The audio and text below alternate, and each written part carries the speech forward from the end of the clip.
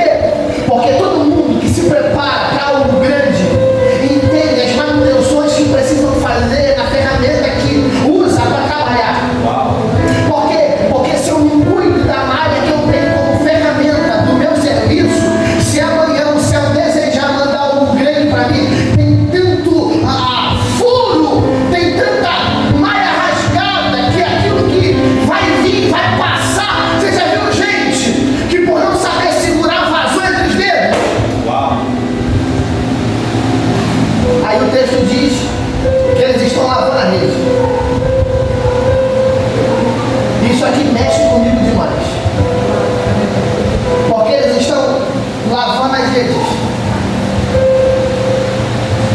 Jesus olha para eles e entende. Porque isso aqui é o chamado dos primeiros discípulos. De 12, 5 são pescadores, gente. Pedro está aqui. E entenda, ele não está ouvindo o que Jesus está pregando, mas a forma que ele se posiciona depois de uma noite de insucesso define quem ele será no reino por causa do chamado que vai receber. Aleluia. Aleluia. Deixa eu fazer uma pergunta aqui pra gente. Quem é você depois de uma noite de frustração? Posso melhorar aqui? Como você reage quando as coisas não acontecem como você tinha determinado? Qual é o seu comportamento quando você não tem aquilo que você desejava?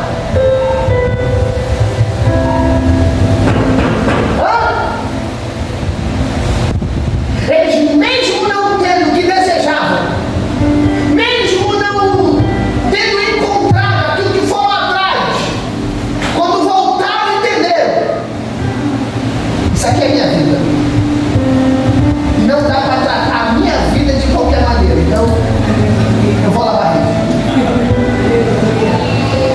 Sabe como que eu entendo isso daqui, Wallace? Isso aqui ecoa, pastor Jânio, como uma mensagem para o amanhã. Como? Eu não pesquei ontem. Não deu certo ontem. Ontem eu não conquistei.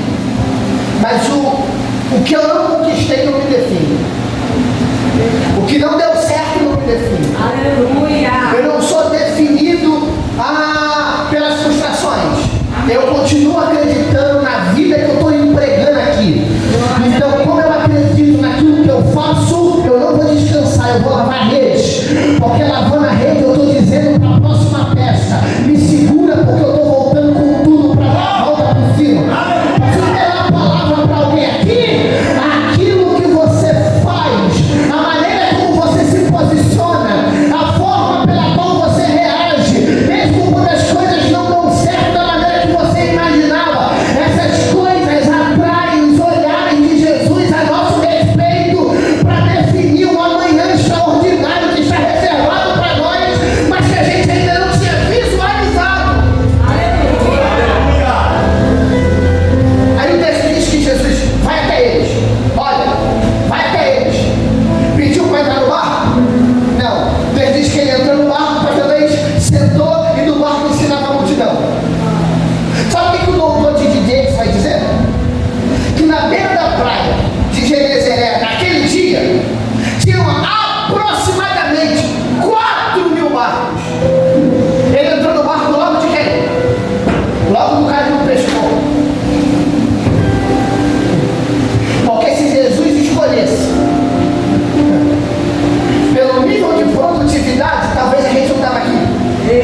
Se a escolha fosse pautada no nível de resultado, tem gente melhor do que nós. Mas como ele não olha só para quem tem resultado, mas olha para quem tem entrega, eu não quero só quem tem resultado, eu quero quem tem entrega, eu quero quem dá vida por aquilo que faz. Aleluia. É por isso que isso aqui é muito amplo. Isso me faz lembrar, sabe de quem? Não tem nada a ver com o texto. Isso me faz lembrar de Neemias, que está triste na sala do rei. E o rei está dizendo: o que está acontecendo, macho? Ele diz: é porque Jerusalém está destruída. Quebraram os muros, incendiaram as portas. E eu preciso ir lá. Aí se você ler o texto de Neemias capítulo 1, está escrito que o rei mandou dar cartas a ele. Irmão, entenda uma coisa: o rei não libera homens para grandes propósitos se esses homens não estiverem dispostos a dar a vida deles por aquilo que fazem. Sabe quem é Neemias? Capítulo 1, verso 11, última frase: e era eu. Era o quê? Copeiro. E sabe qual é o papel do copeiro? Não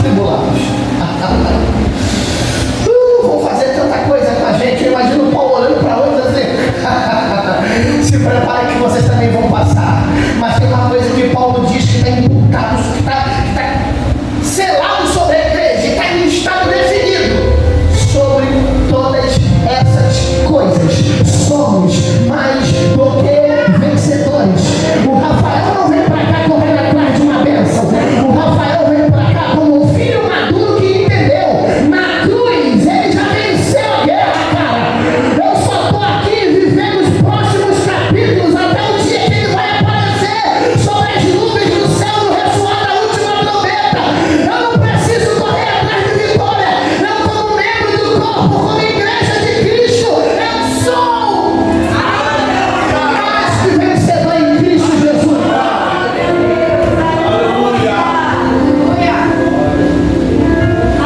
O evangelho de dependência de gente, de homens.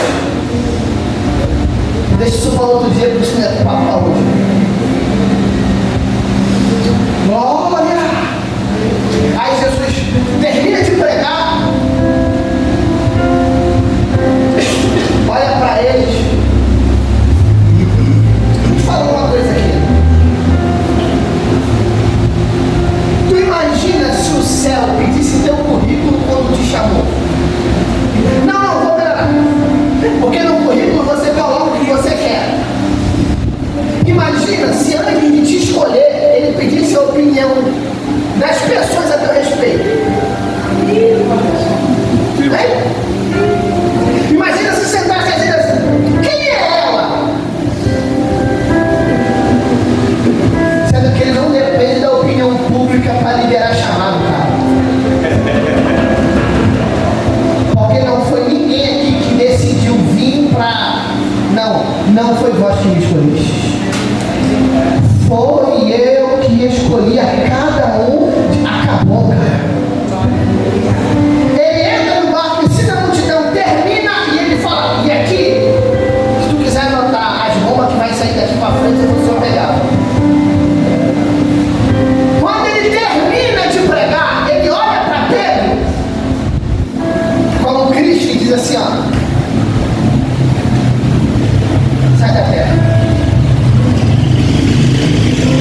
Vai para onde as águas são mais profundas. É Cristo olhando para Pedro depois de uma possível frustração e dizendo: o protagonista dessa história,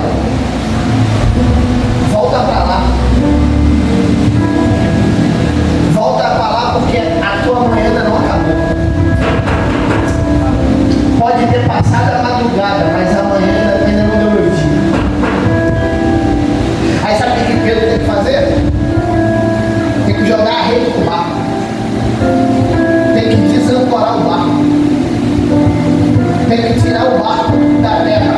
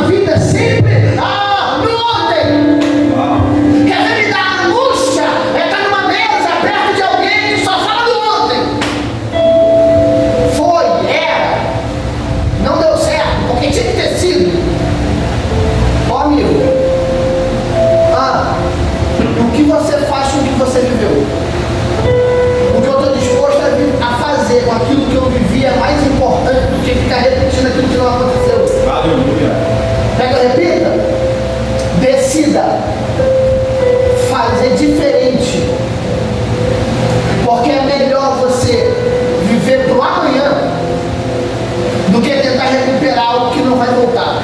Aleluia! Sair da terra é fundamental. Eu vou falar algo aqui. O pastor Daniel falou assim, solta o pino, né? Quem é pentecostal agora vai se entender mais ainda. Você já viu que toda beira de praia, dependendo da maré, a bandeira vermelha é colocada porque o ambiente que é raso, além de estar perigoso, está fundo?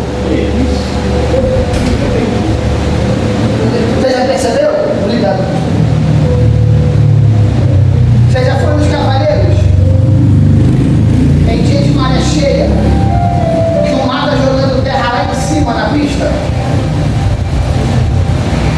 E aí o que o salva-vida faz? Sai espalhando bandeira vermelha ou laranja.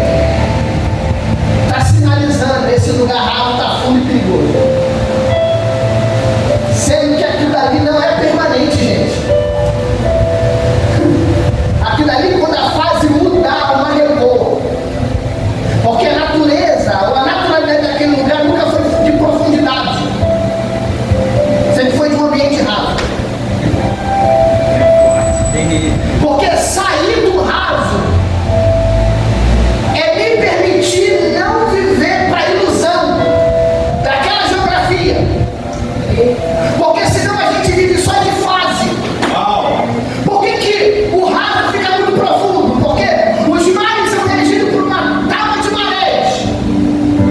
Aí quando muda a maré, dependendo da lua, ela muda 4 vezes no dia. 6 da manhã, meio-dia, 6 da tarde, meia-noite.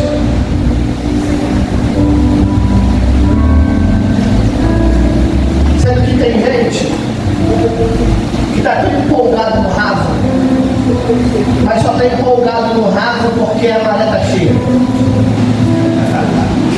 Uau! Sendo que eu amo Deus das estações. Porque quando a Aleluia! maré vazar, revela o raso que você sempre foi. Que isso?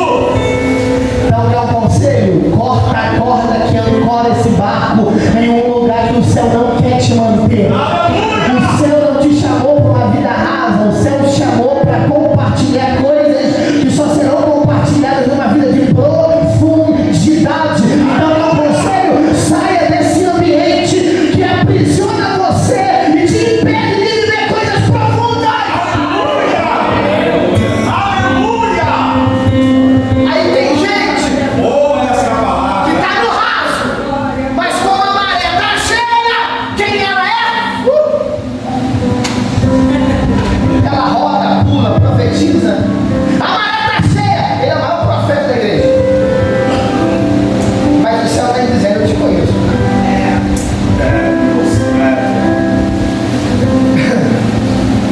Eu sou especialista em falar coisas que não estão conectadas ao Cristo. Você já leu Ezequiel 13? Ezequiel 13, Deus está repreendendo os falsos profetas. E Ezequiel 13 está escrito assim: ai, esse ai dói. Dos profetas que profetizam, assim diz o Senhor. Sem o Senhor está falando. Por quê? Porque o que Israel fez? Não destruiu o muro para reedificá-lo. O muro deu lodo, mas o trabalho de destruir, reconstruir, gasta tempo, energia, recurso. Então o que eles fizeram? Já que a gente está no BO, vamos pegar cal. Não vamos raspar o lodo, porque o lodo está associado a pecado. A gente vai cobrir o pecado com uma falsa santidade. Como? Vamos pintar de branco. Sendo que Deus disse, Ezequiel, profetiza que vai chover. Porque só tem uma coisa que serve para lavar essa mentira que eles estão pregando. É a chuva que eu vou enviar. Sendo que o texto diz que a chuva é seródia. O que é chuva seródia? É chuva que vinha com pedras de gelo, cara. É Deus dizendo, eu não só quero lavar mentira, eu quero quebrar a muralha que eles edificaram.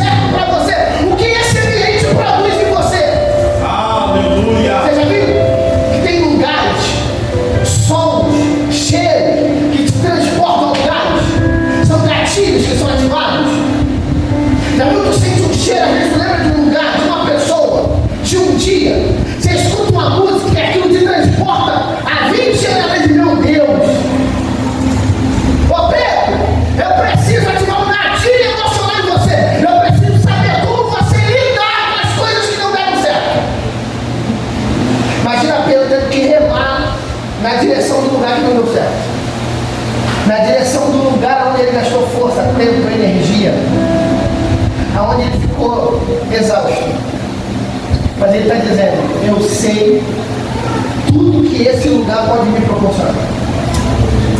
Mas eu não estou voltando por causa das minhas frustrações. Eu estou voltando porque agora eu estou debaixo de uma palavra. Aleluia. Não tem como você dar errado se você estiver sendo guiado por uma palavra. Aleluia. Ele não tem a capacidade de te enviar para algum lugar onde ele não tenha provido para você aquilo que é necessário para aquele tempo. Posso repetir isso aqui para alguém? Ele não é incapaz de te enviar um lugar.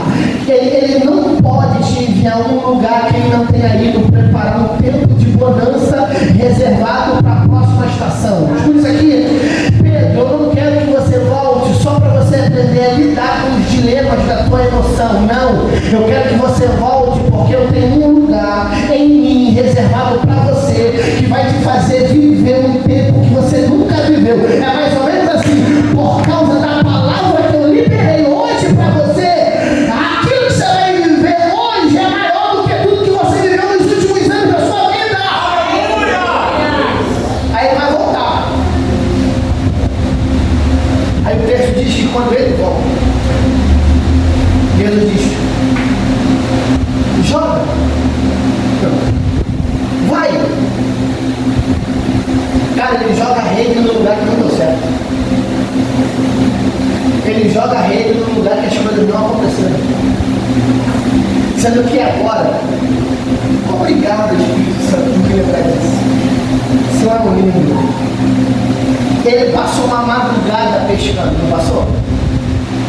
Ele jogou a rede muitas vezes. Sendo que agora ele jogou a rede quantas vezes? Por que na noite anterior ele joga muitas e agora ele joga uma só? Porque, cara, eu vou falar isso bem devagarzinho para ver se você pega isso aqui. Por causa da palavra que eu recebi, é tempo de fazer menos forças e obter maiores resultados. Aleluia. O pastor pegou e eu vou liberar de novo.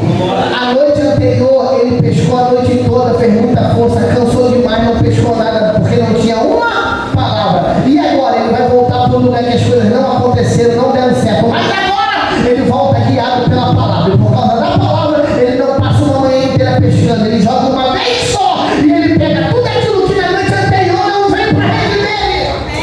Posso liberar uma palavra como profeta para alguém aqui? Se prepara para o próximo nível que você vai viver. Chegou o tempo de nós vivermos numa manhã aquilo que nós não vivemos nos últimos meses da nossa vida. Eu creio. Então, por causa da palavra, ele faz menos força e obtém um maior resultado. Por causa da Aleluia! Oh, glória! menos força, mais resultado. Menos força, mais resultado. Tá vendo? O que uma vida de posicionamento, obediência e dedicação produz? Menos forças e mais resultados.